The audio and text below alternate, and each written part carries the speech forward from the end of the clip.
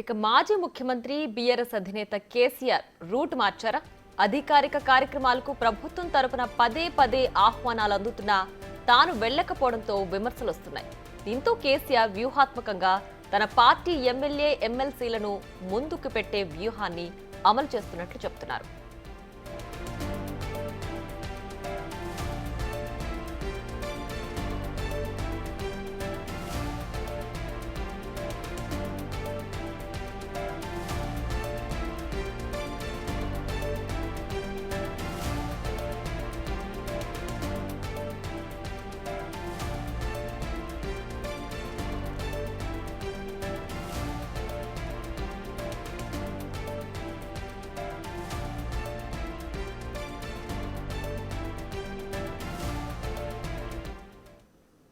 ఇక మరింత సమాచారం మా editor in chief PV Srinivas phone line లో అందించడానికి సిద్ధంగా ఉన్నారు. శ్రీనివాస్, చెప్పండి, నిజంగానే కేసీఆర్ రూట్ మార్చారా? సీఎం రేవంత్ పదే పదే ఆయన టార్గెట్ చేసి అసెంబ్లీకి రమ్మని పిలవడం వెనక దీన్ని ఆయన అస్త్రంగా వాడుకోబోతున్నారా, లేదంటే నిజంగానే ప్రభుత్వానికి ఉపయోగపడే సలహాలు ఇవ్వబోతున్నారా?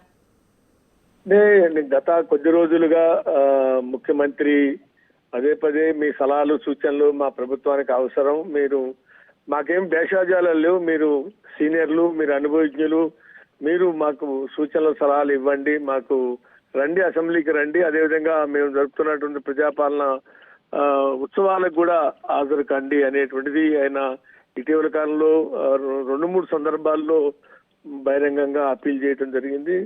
మా కేబినెట్ లో ఉన్నది అందరూ జూనియర్లే, మీతో పోల్చుకున్నప్పుడు ఒక తుమ్మల నాగేశ్వరరావు ఒకళ్ళిద్దరు తప్ప మిగిలిన వాళ్ళందరూ కూడా జూనియర్ అనే అనుభవంలో, మీతో చూసినప్పుడు అనుభవం తక్కువ ఉంది, కాబట్టి మీరు వచ్చి మీ సూచనలు సలహాలు ఇవ్వండి అని ముఖ్యమంత్రి అప్పీల్ చేయటం అనేటువంటిది ఒక పొలిటికల్ స్ట్రాటజీలో భాగం కావచ్చు, లేకుంటే ఆయన సలహాలు సూచనలు తీసుకోవాలనేటువంటి పాజిటివ్ ఉద్దేశంతోనే అయినప్పటికీ కూడా ముఖ్యమంత్రి రేవంత్ రెడ్డి అనేక సందర్భాల్లో బహిరంగంగా అప్పీల్ చేశాడు. అట్లాగే ప్రతిపక్షాలకు కూడా అప్పీల్ చేయడం జరిగింది. ప్రతిపక్షాలకు కూడా పదే పదే ఆయన మేము మీ సలహాలు సూచనలు అవ్వాలి, అంతేగాని అభివృద్ధిని అడ్డుకోకండి, అభివృద్ధిని అడ్డుకోవటం అనేటువంటిది కరెక్ట్ కాదు, ఒకవేళ ప్రభుత్వం ఏదైనా తప్పులు చేసింది కూడా అట్లా కాదు ఇట్లా చెయ్యండి, ఇగో ఇది చేస్తే ప్రజలకు ఎక్కువ ప్రయోజనం జరుగుతుంది, రాష్ట్రానికి ఎక్కువ ప్రయోజనం జరుగుతుంది, మీరు ఈ రకమైనటువంటి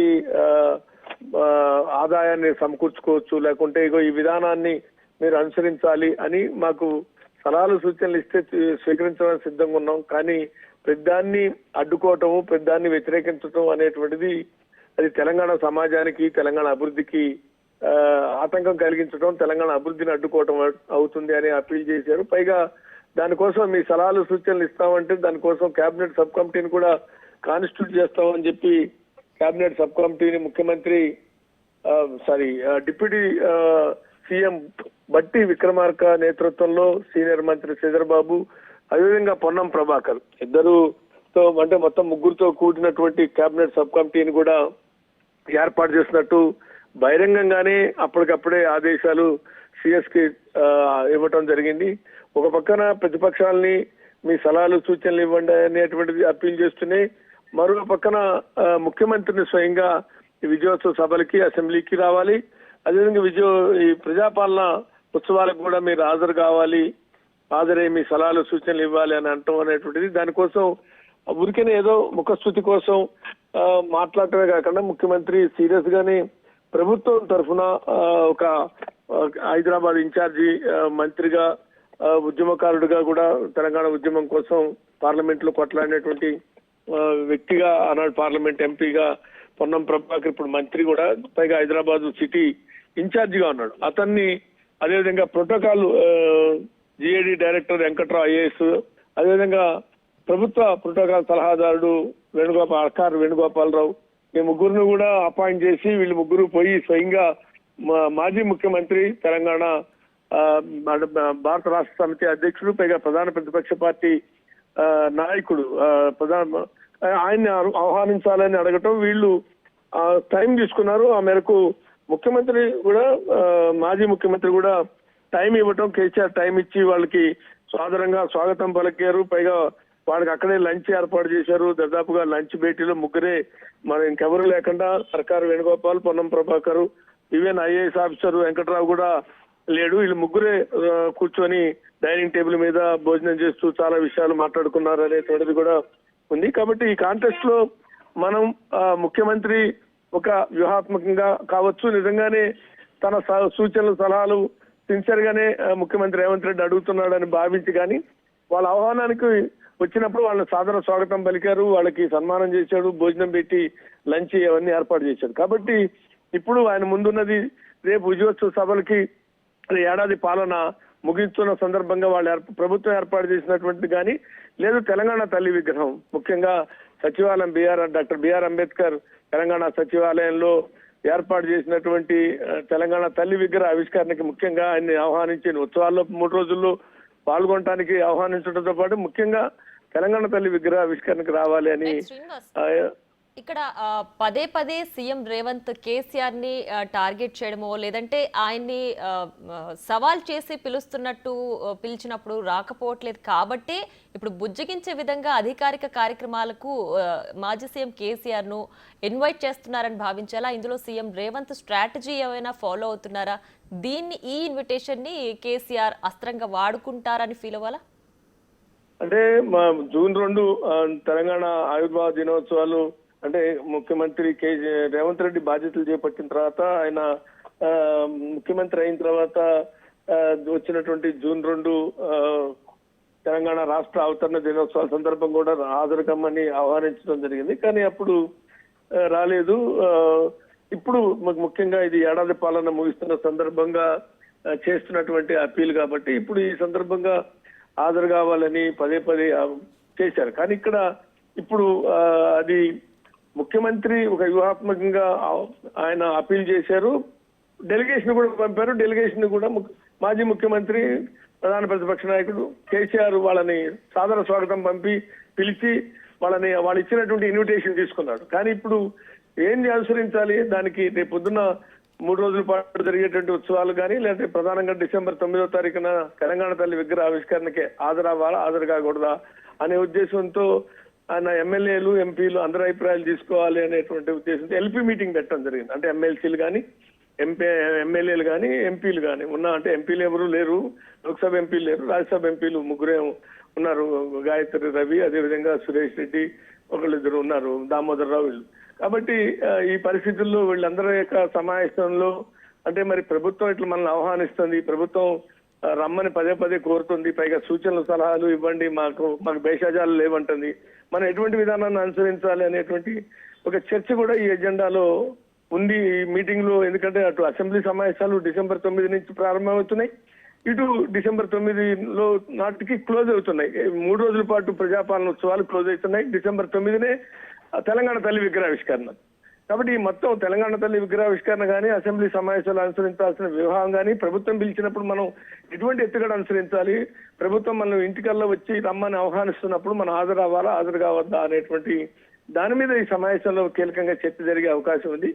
అయితే బహుశా మనకు ఉన్నటువంటి సమాచారం ప్రభుత్వం ఒక వ్యూహాత్మకంగా మనం ఆహ్వానిస్తుంది, మనం కూడా ఈ హాజరు అవ్వాలి హాజరు కాకూడదు అనేటువంటిది ప్రభుత్వాన్ని ఇరుకుని ఎట్లా పెట్టాలి, ప్రభుత్వాన్ని ఇరుకుని పెడుతూ తీసుకోవాలి నిర్ణయం. మనం హాజరయ్యి సలహాలు సూచనలు ఇస్తే ఆ సలహాలు సూచనలు తీసుకుంటారా, తీసుకోకపోగా మన సలహాలు సూచనలు ఎద్దేవా చేస్తారా, అలాంటి ఏం చేస్తారు? మనం అట్లని మనం పోకపోతే ఉండే ఇబ్బంది ఏంటి, పోతే ఉండే ఇబ్బంది ఏంటి? పోనప్పుడు మనం ఎటువంటి కారణం చేత ఎటువంటి ఎలిగేషన్ తో మనం దానికి హాజరు కాకూడదు. మీరు తెలంగాణ తల్లి విగ్రహానికి రమ్మని ఆహ్వానించారు, కానీ మేము తయారు చేసిన నమూనాని మీరు అంగీకరించలేదు, మీరు తెలంగాణ తల్లి విగ్రహం నమూనాలో మార్పులు తీసుకొచ్చారు కాబట్టి మేము ఏర్పాటు చేసిన తెలంగాణ తల్లి మేము తయారు చేసిన మేము రూపొందించినటువంటి ఏదైతే ఉందో శిల్పం ఉందో ఆ శిల్పాన్ని ఆ నమూనాన్ని కాదని మీరు మార్పులు చేసి అంటాం అంటే మమ్మల్ని అవమానించడమే అనేటువంటి కారణం చెప్పి మనం దానికి గైరాజరు కావాలా? లేదు మమ్మల్ని ఒక పక్కన టార్గెట్ చేస్తూ మా మీద కేసులు పెడుతూ నిర్బంధాన్ని ప్రయోగిస్తూ మా మీద ఎలిగేషన్ చేస్తూ వ్యక్తిగతంగా దూషణకి చేస్తూ మమ్మల్ని ఆహ్వానించడం అంటే అది మమ్మల్ని ఆహ్వానించడం కాదు, ఇది అనుమానించడం అనేటువంటి ఎలిగేషన్ తో మనం ఆ సభలకి దూరం కావాలా, ఆ 3 రోజుల పాటు జరిగే అని రైట్. అయితే ఎలిగేషన్స్ ని అధికారిక కార్యక్రమాలకి ఇన్వైట్ చేయడానికి వెళ్ళిన పొన్నం జస్ట్ మేము రాష్ట్ర రాజకీయాల గురించి ఏం మాట్లాడలేదు, అధికారిక కార్యక్రమానికి ఇన్వైట్ చేయడానికి వెళ్ళాం, అండ్ వాళ్ళు వస్తారో రారో వాళ్ళ ఇష్టం అని కూడా చెప్పారు. అంటే అక్కడ కేసీఆర్ వీళ్ళతో విముఖత ఏమైనా చూపించారని భావించాలా మనం? అలాగే వాళ్ళు సలహాలు ఇస్తే నిజంగానే ఫాలో అవ్వడానికి రెడీగా ఉన్నారా ఆర్ దెప్పి పొడుస్తారు అని వాళ్ళు భావిస్తున్నారా?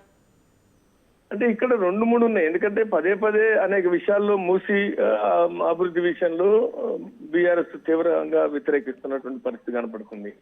అట్లాగే ఇతర పారిశ్రామిక అభివృద్ధి విషయంలో లగచర్ల లాంటి వాటి విషయంలో వ్యతిరేకిస్తున్నట్టుగా ఉంది. ఇంకా ఇతర ఏ నిర్ణయం తీసుకున్నా దాన్ని వ్యతిరేకిస్తుంది. మరి అసలు మీకంటూ విధానం ఉందా?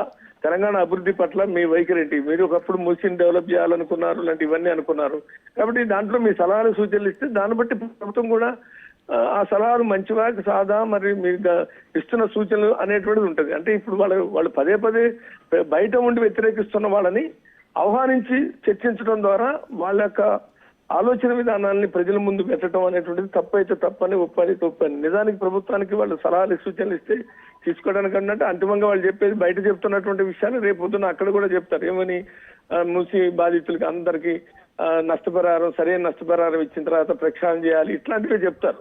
కాబట్టి అక్కడ విముఖత సుముఖత అని అసలు నాకు ఉన్నటువంటి సమాచారం ఇన్విటేషన్ కార్డు ఏదైతే ఉందో 3 రోజుల పాటు జరుగుతున్న విజయోత్సవ సభలు కానీ లేకుంటే ప్రధానంగా తెలంగాణ తల్లి విగ్రహావిష్కరణకి రమ్మని ఆహ్వానిస్తూ మంత్రి పొన్నం ప్రభాకర్ ఇచ్చినటువంటి ఇన్విటేషన్ కూడా దాని గురించి అసలు చర్చించాలి. అవునా, ఎట్లా జరుగుతుంది, కార్యక్రమం ఏంటి, ఏం కార్యక్రమం నిర్వహిస్తున్నారు, జన సమీకరణ ఉందా, అలాంటి ఇంకెవరన్నా బయట ఢిల్లీ నుంచి మీ పార్టీ పెద్దలు ఎవరైనా వస్తున్నారా, ఇంకెవరినైనా ఆహ్వానించారా, ఎవరైనా అడుగుతారు. ఎప్పుడన్నా ఒక ఇన్విటేషన్ ఇవ్వడానికి, ఒక పెళ్లి కార్డు ఇవ్వడానికి పోయినా లేకుంటే ఇంకొక ఫంక్షన్ సంబంధించిన ఒక కార్డు ఇవ్వడానికి పోయినప్పుడు ఆ కార్డుని తీసుకొని ఆ కార్డుని చూసి ఆ కార్డులో ఉన్న అంశాలని చర్చిస్తారు. కానీ ఇక్కడ అది జరగలేదని మనకున్న సమాచారం. అసలు కార్డు తీసి కానీ కార్డులో డీటెయిల్స్ చూడటం కానీ కేసీఆర్ కార్డు ఓపెన్ చేసి ఈ కార్డులో ఏంది మరి ఎవరి పేరు వేయలేదు, ఎవరు రాడా, మీ సోనియా గాంధీ రాదా, లేకుంటే రాహుల్ రాడా, లేదంటే ప్రియాంక రావట్లేదా, ఎవరు రావట్లేదా, అట్లాంటి చర్చ కూడా చేయలేదా? అంటే అసలు ఆ కార్డు ఓపెన్ చేసి ఆ కార్యక్రమం గురించి చర్చించాలా?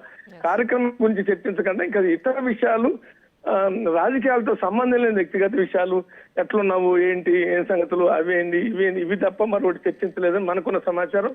కాకపోతే 1-2 విషయాలు, ఆసక్తికరమైన విషయాలు, కాంగ్రెస్ మహారాష్ట్రలో కానీ అదేవిధంగా హర్యానాలో కానీ గెలవకపోవడం నష్టం, దేశ రాజకీయాలకి అది నష్టం. ఆ 2 చోట్ల కాంగ్రెస్ గెలిచి ఉండాల్సింది, కాంగ్రెస్ గెలవకపోవడం అనేటువంటిది దేశానికి నష్టం, దేశ రాజకీయాలకి ఇది నష్టం.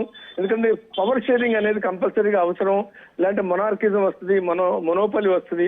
ఆ రంగా మోడీ మొనోపలి అనేటువంటిది ప్రదర్శిస్తాడు అనేటువంటి అర్థం ధ్వనించేది. అంటే డీటెయిల్డ్ గా చర్చించలేదు కానీ బట్ మనకున్న సమాచారం ఆ 2 చోట్ల గెలవకపోవడం కాంగ్రెస్ కి నష్టం వల్ల దేశానికి నష్టం అనేటువంటి పద్ధతులు 2 కాంగ్రెస్ గెలిచి ఉండాల్సింది అనేటువంటి భావన మహారాష్ట్ర కానీ హర్యానాలో కానీ కాంగ్రెస్ గెలిచి ఉండాల్సింది, గెలవకపోవడం అనేటువంటి దేశ రాజకీయాలు కొంత నష్టం అనేటువంటి అభిప్రాయం ఆ 2 ముక్కలే మాట్లాడాడు. కానీ దాని అర్థం ఏంటి అంటే దాని అర్థం చాలా అర్థం ఉంది. అంటే అవతల ఒక మొనోపలి ఏర్పడిపోతుంది, కొంత బలమైన ప్రతిపక్షం ఉంటేనే బాగుంటుంది దేశ రాజకీయాల్లో. అంటే మోడీ అనేటువంటి వాళ్ళు రేపొద్దున రీజనల్ పార్టీలు కూడా మింగేస్తాడు. రీజనల్ పార్టీలు కూడా గతంలో చూశారు. మహారాష్ట్రలో శరద్ పవార్ పార్టీని తీసేశాడు, అదేవిధంగా శివసేనని ఉద్ధవ్ ఠాక్రే పార్టీని తీసేశాడు.